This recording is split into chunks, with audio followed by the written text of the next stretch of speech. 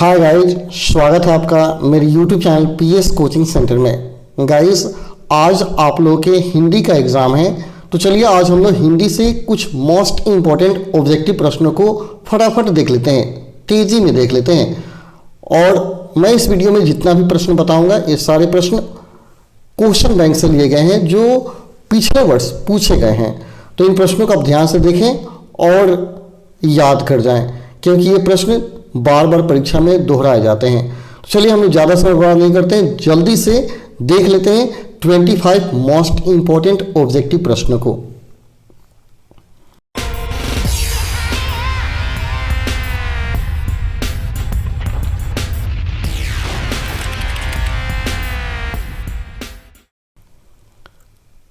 सबसे पहला प्रश्न है, लक्ष्मी के बड़े पुत्र का क्या नाम था? लक्ष्मी के बड़े पुत्र का क्या नाम था? ऑप्शन है अच्युत, गुणनिधि, लक्ष्मण या शंकर। तो आपका आंसर हो जाएगा अच्युत नाम था लक्ष्मी के बड़े पुत्र का। ऑप्शन ए सही है। अगला, एक वृक्ष की हत्या में कवि शहर को किससे बचाने की बात करता है? एक वृक्ष की हत्या में कवि शहर को किससे बचाने की बात करता है? ऑप्शन है लुटेरों से, देश के दुश्मनों से, नादिरों से या इनमें से कोई नहीं। तो आपका आंसर हो जाएगा ऑप्शन नंबर सी, नादिरों से बचाने की बात करता है कवि। ऑप्शन सी सही है। अगला, गांधी जी का दक्षिण अफ्रीका प्रवास कब से कब तक था? गांधी जी का दक्षिण अफ्रीका प्रवास कब से कब तक था? तो आपका आंसर हो जाएगा ऑप्शन नंबर ए, 1893 से 1914 ईस्वी तक था गांधी जी का दक्षिण अफ्रीका प्रवास। 1893 से 1914 ईस्वी तक। ऑप्शन ए आपका सही है। ठीक है। अगला, जब पंडित बिरजू महाराज को संगीत नाटक अकादमी अवार्ड मिला तब उनकी उम्र क्या थी? जब पंडित बिरजू महाराज को संगीत नाटक अकादमी अवार्ड मिला तब उनकी उम्र क्या थी? 27 वर्ष, 26 वर्ष, 25 वर्ष या 24 वर्ष। तो आपका आंसर हो जाएगा ऑप्शन नंबर ए, उनकी उम्र उस समय 27 वर्ष थी, 27 ईयर्स। अगला प्रश्न है, कवि ने माली मालिन किससे कहा है? कवि ने माली मालिन किससे कहा है? शंकर पार्वती को, गणेश लक्ष्मी को, कृष्ण राधा को या राम सीता को? तो आपका आंसर हो जाएगा option number A, Shankar Parvati को कहा है उन्होंने माली मालिनी। ऑप्शन ए सही है। ठीक है। अगला, मंगू के अलावा उनकी माँ की कितनी संतानें थी? मंगू के अलावा उनके माँ की कितनी संतानें थी? ऑप्शन 2, 3, 4 या 1। तो आपका आंसर ऑप्शन नंबर बी, 4 संतानें थी। 4 संतानें, नो सर, 3 संतान थी। ऑप्शन बी सही है, 3 संतानें थी। ऑप्शन बी सही है। ठीक है। नेक्स्ट, अज्ञेय का जन्म कब हुआ था? अज्ञेय का जन्म कब हुआ था? ठीक है। 1910, 1911, 1912 या 1913। तो अज्ञेय का जन्म हुआ था 1911 ईस्वी में। 1911 ऑप्शन बी सही है। ठीक है। सच्चिदानंद हीरानंद वात्स्यानंद अज्ञेय यह पूरा नाम था।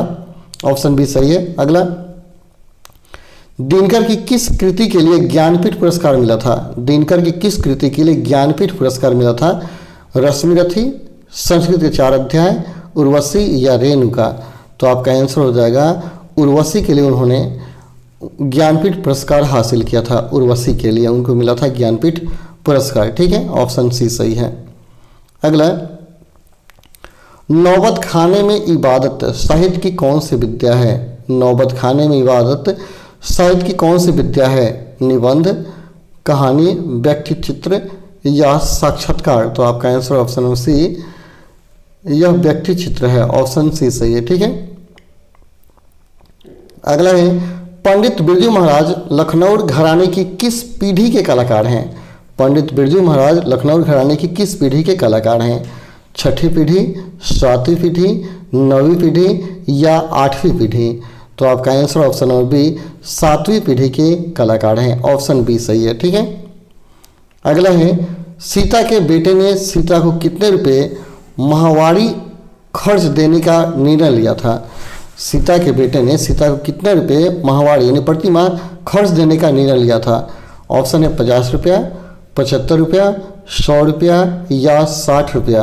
तो आपका आंसर होगा ऑप्शन नंबर ए, 50 रुपये प्रतिमाह देने का निर्णय लिया था। ऑप्शन ए सही है, 50 रुपया। अगला, उत्तर भारत से नागरी लिपि के लेख कब से मिलने लगते हैं? उत्तर भारत से नागरी लिपि के लेख कब से मिलने लगते हैं? ऑप्शन है 8वीं सदी से, 6ठी सदी से, 9वीं सदी से या 4थी सदी से। तो आपका आंसर हो जाएगा ऑप्शन नंबर ए, 8वीं सदी से। गाइज, यदि आप इस चैनल पर नए हैं तो चैनल पीएस कोचिंग सेंटर को जरूर सब्सक्राइब करें, क्योंकि इस चैनल के माध्यम से बहुत ही महत्वपूर्ण प्रश्नों को बताया जाता है, जो परीक्षा के लिए ही नहीं बल्कि आपके कैरियर के लिए महत्वपूर्ण है। अतः आप इस चैनल को जरूर सब्सक्राइब करें। अगला है, बहादुर को कितने रुपए की चोरी का इल्ज़ाम लगा? बहादुर को कितने रुपए की चोरी का इल्ज़ाम लगा था? 10 रुपया, 11 रुपया, 12 रुपया या 13 रुपया। तो आपका आंसर हो जाएगा ऑप्शन नंबर बी, 11 रुपया चोरी का इल्ज़ाम लगा था बहादुर को। ठीक है, ऑप्शन बी सही है। अगला, भारत माता कविता में भारत का कैसा चित्र प्रस्तुत किया गया है? भारत माता कविता में भारत का कैसा चित्र प्रस्तुत किया गया है? ऑप्शन दिए गए यहाँ देख लीजिए, आदर्श, काल्पनिक, यथार्थ या इनमें से कोई नहीं। तो आपका आंसर होगा ऑप्शन नंबर सी, यथार्थ, यानी वास्तविक चित्र प्रस्तुत किया गया है। ऑप्शन सी सही है। ठीक है, यथार्थ होगा यहाँ। नेक्स्ट, जातीय असीमता की दृष्टि से इतिहास का प्रवाह कैसा है? जातीय असीमता की दृष्टि से इतिहास का प्रवाह कैसा है? ऑप्शन ए, विच्छिन्न, अविच्छिन्न, विच्छिन्न और अवच्छिन्न दोनों, इनमें से कोई नहीं। तो आपका आंसर होगा ऑप्शन नंबर सी, विच्छिन्न और अवच्छिन्न दोनों। ऑप्शन सी आपका सही है। ठीक है। अगला, लौट कर आऊँगा फिर कविता किस कवि द्वारा भावांतरित की गई है? लौट कर आऊँगा फिर कविता किस कवि द्वारा भावांतरित की गई है? ऑप्शन है जीवनानंद दास, विनोद कुमार शुक्ल, प्रयाग शुक्ल या कुंवर नारायण। आपको जो भी अगर आंसर याद है कमेंट में बताते चलिए कि इसका आंसर ये होगा, और खुद को जांचिए कि आपकी तैयारी कैसी है। ठीक है, तो इसका आंसर हो जाएगा ऑप्शन नंबर ए, जीवनानंदन दास। ठीक है। अगला है, मेरे बिना तुम प्रभु किस भाषा से अनुवादित है? मेरे बिना तुम प्रभु किस भाषा से अनुवादित है? ऑप्शन है अंग्रेजी, जर्मन, रूसी या फ्रांसीसी। तो आपका आंसर होगा ऑप्शन नंबर बी, जर्मन भाषा से अनुवादित है। ऑप्शन बी आपका सही है। ठीक है। अगला है, दही वाली मंगमा कहानी किस लेखक द्वारा रचित है?